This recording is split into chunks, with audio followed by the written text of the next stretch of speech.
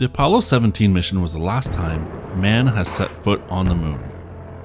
It also ran an experiment called the Chapel Bell experiment. The resultant information on this has been classified for 50 plus years. There have also been rumors of what astronauts saw and found on that mission. Some of it is caught on video. I can put an SCB-2 and bring that in instead. Leave SRB out and then we'll just leave SCB-2 in forever. Okay. Okay, verify SRC plus D badge. What are those things going over? What is that, Jack? Hey, something just hit here. What blew?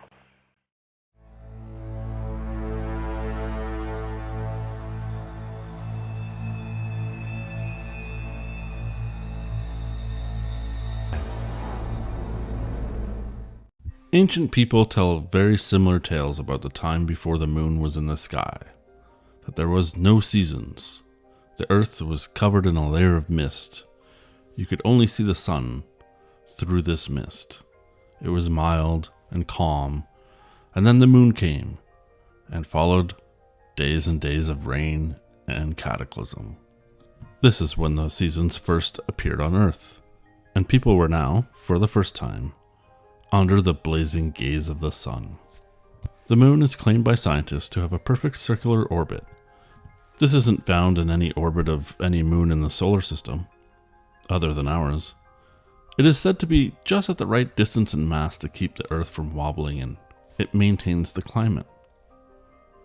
Now this always sort of bothered me, as the ancients who described the period when the moon came said this is when the Earth started to wobble.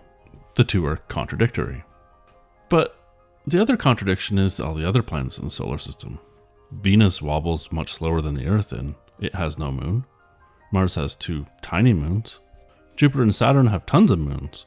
When you look at Mars, it has a similar wobble to the Earth, suggesting either the moon doesn't influence the wobble, or that we would actually have a much slower wobble like that of Venus, who has no moon. Meaning, the ancients might have been correct. There's another interesting idea with ancient people passing on this story. If there was an ancient civilization on Earth prior to some sort of cataclysm, and were all but wiped out, the survivors of this culture who may not have been scientists or engineers, but educated enough to pass on information about things like the moon. They could have been trying to describe the formation of the moon to hunter-gatherer tribes that weren't a part of their civilization. Tribes the survivors joined in order to, well, survive. So it would be likely you'd format your stories to fit the culture of the tribe. And so it got passed down, and we see how it becomes gods and serpents rather than how we describe the beginnings or formation or arrival of the moon. The most common scientific theory of the moon formation is that a planetary body about the size of Mars smashed into the Earth, and the debris ended up forming the moon. This is also a similar story to what the Sumerians said about the planet Nibiru and the placement of the moon in Earth's orbit. There's also a problem with moon rocks being both older than the Earth, but also being not of the Earth that contradicts this theory.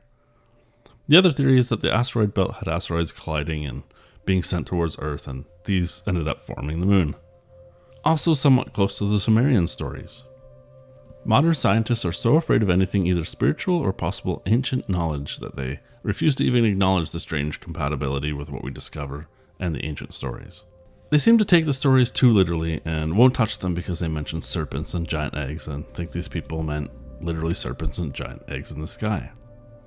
It's actually almost humorous how afraid science is at allowing itself to broaden our understanding of history and the universe. On Apollo 12, one of the goals of this mission was to try and uncover what was underneath the moon's surface. When the astronauts landed on the moon, they installed and left seismometers so they could measure seismic activity on the moon. They wanted to see if the moon had moonquakes. Any seismic activity would allow scientists to get information about what the moon was made of and what the internal structure was like. Of course, if the moon didn't have any quakes, which the scientists didn't know if they would or not, then you'd not really get any readings off these monitors. So NASA came up with an idea. They decided to smash the lander into the moon. They would then be able to measure the reverberations of this. Knowing the mass of the lander would give the most accurate readings.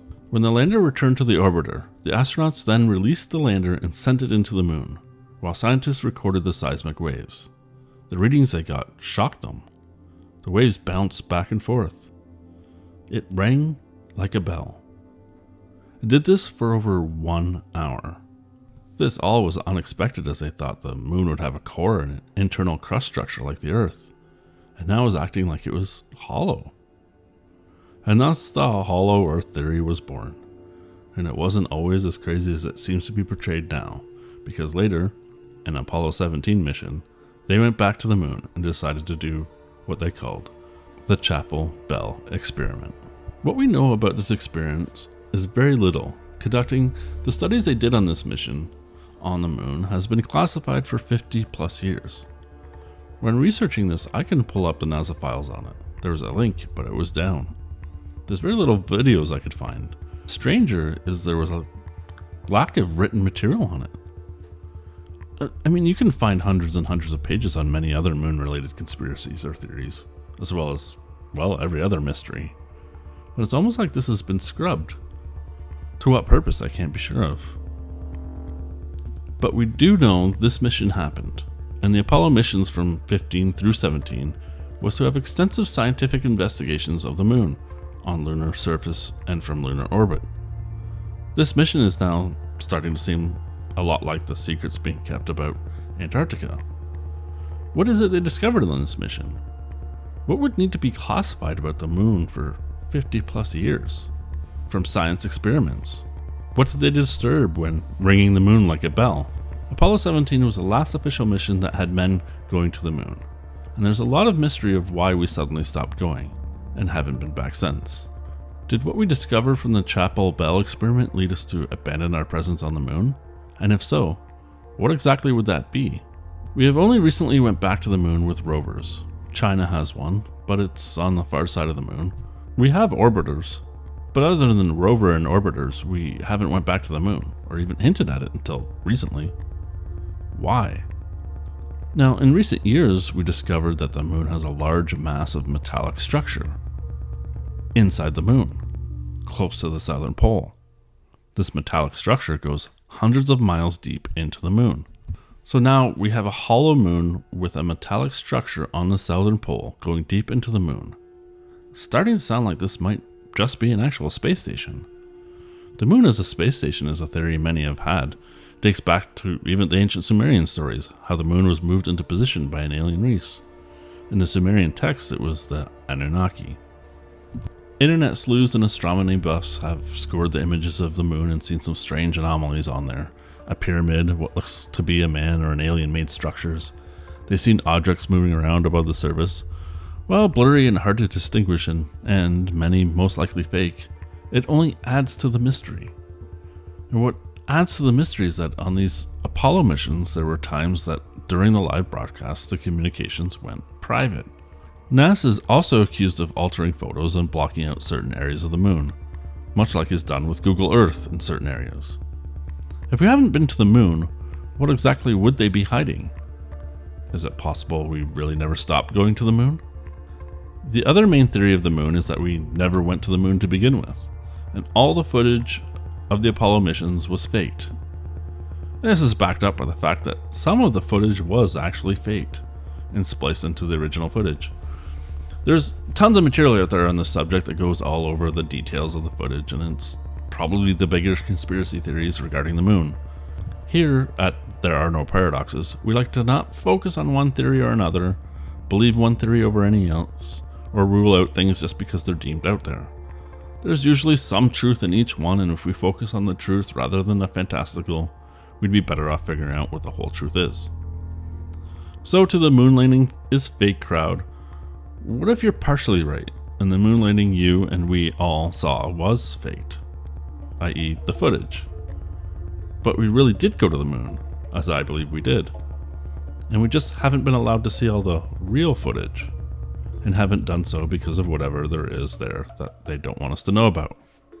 The we didn't land on the moon people are much like the flat earthers. You have to provide a compelling reason as to why these would all be faked. Just to keep things a secret is not enough of a reason to try and convince the whole planet of something. There has to be a reason why so many people would keep something a secret. So is there a hidden fortress inside the moon? Was it moved here by someone a long time ago? If so, why? To observe us?